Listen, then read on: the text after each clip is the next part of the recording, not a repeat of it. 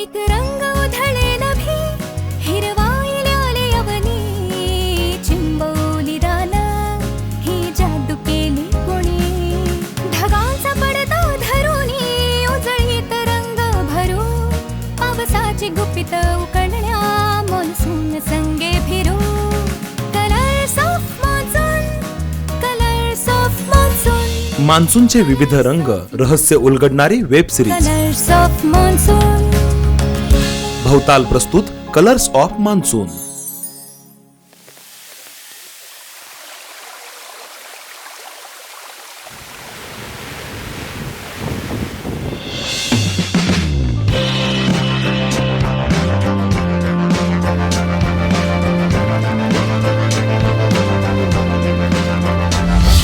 Hello friends, भवतालच्या colours of monsoon या सिरीजमध्ये आपलं स्वागत। मी अभिजित घोरपडे।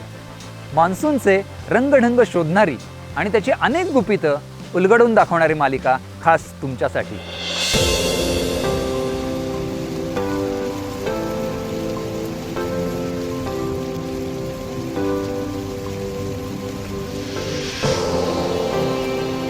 मान्सून हा आपल्याला भारतात अनुभवायला मिळतो, पण त्याचा जगाच्या काही हवामानाच्या घटकांशी अतिशय जवळचा संबंध आहे।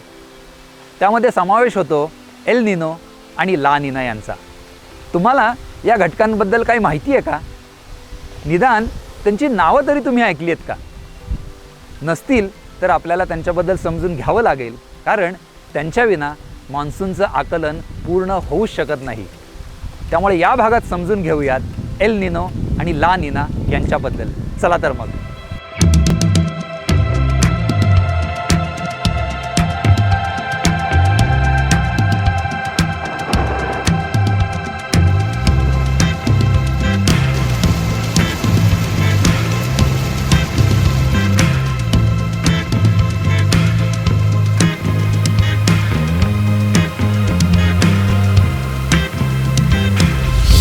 भारतात मान्सूनच्या पावसाचं प्रमाण किती राहणार हे ठरवणारे काही महत्त्वाचे घटक आहेत। त्यात समावेश होतो एल निनो आणि ला निना या घटकांचा।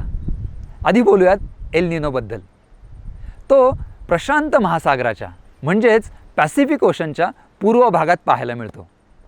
दक्षिण अमेरिका खंडात पेरू, इक्वेडोर हे देश आहेत।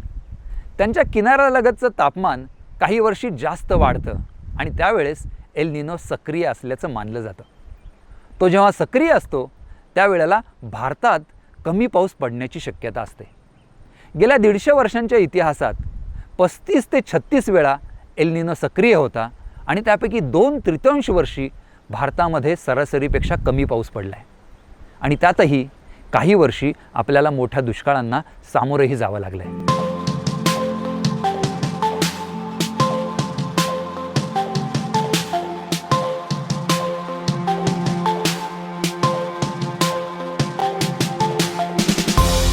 आता बोलूयात ला निनाबद्दल। जेव्हा हवामानाची परिस्थिती ही एल निनोच्या विरुद्ध असते तेव्हा ला निना उद्भवतो।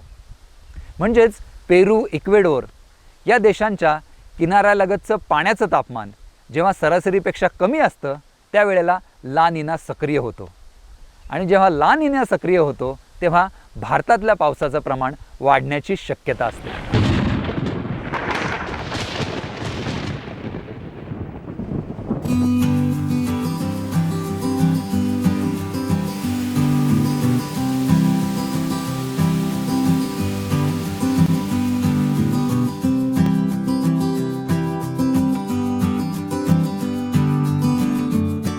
भारतातल्या मान्सूनच्या पावसावर एल निनो आणि ला निना यांचा परिणाम होतोच, पण त्यांच्याशिवाय इतरही काही घटक पावसावर परिणाम करतात आणि त्यापैकी एक महत्त्वाचा घटक म्हणजे इंडियन ओशन डायपोल। याचा संबंध हिंदी महासागराच्या तापमानाशी आहे। हिंदी महासागराचा पूर्व भाग आणि पश्चिम भाग यांच्या तापमानामध्ये जेव्हा जास्त तफावत पाहायला मिळते तेव्हा इंडियन ओशन डायपोल हा सक्रिय असतो आणि तो जेव्हा सक्रिय असतो तेव्हा तो एल निनो आणि ला निना यांचा प्रभाव कमी करतो आणि म्हणूनच एल निनो जेव्हा सक्रिय असतो त्या प्रत्येक वर्षी भारतात सरासरीपेक्षा कमी पाऊस पडतोच असं नाही, आणि हे घडतं ते इंडियन ओशन डायपोलच्या प्रभावामुळं. त्याचबरोबर ज्या ज्या वर्षी ला निना सक्रिय असतो त्या प्रत्येक वर्षी भारतात सरासरीपेक्षा जास्त पाऊस पडेलच असं नाही, त्याच्यामध्ये सुद्धा परिणाम असतो तो इंडियन ओशन डायपोलचा.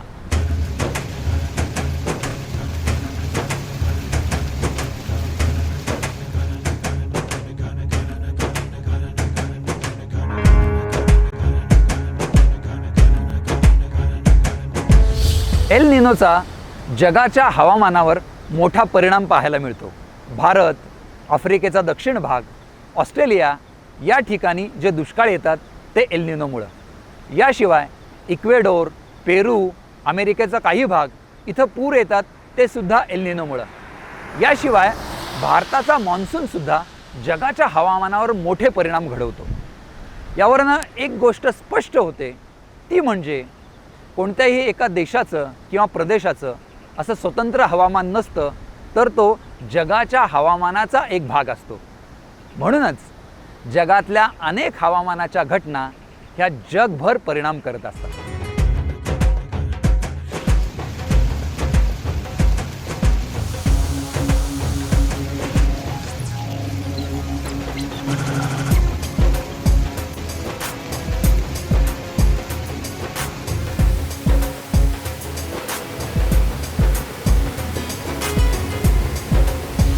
जाता जाता एक प्रश्न.